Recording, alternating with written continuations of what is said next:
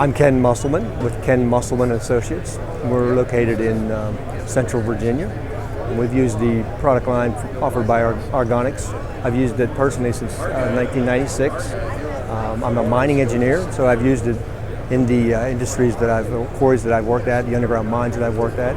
I've also been now selling it since 1996. One of their main products is the urethane liners. One of the latest liners are the magnetic liners.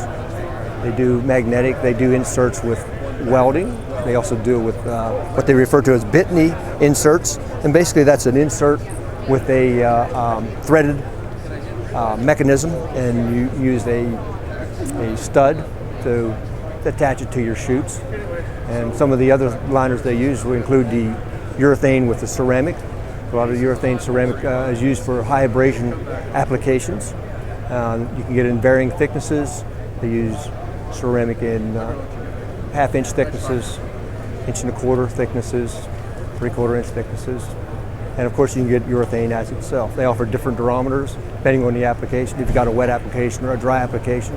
And of course they have a great service department, so if you need any help with your application, they can guide you to the right product, right durometer, whether it be a high abrasion with a large product size or a smaller product size. They have the liner to meet your needs.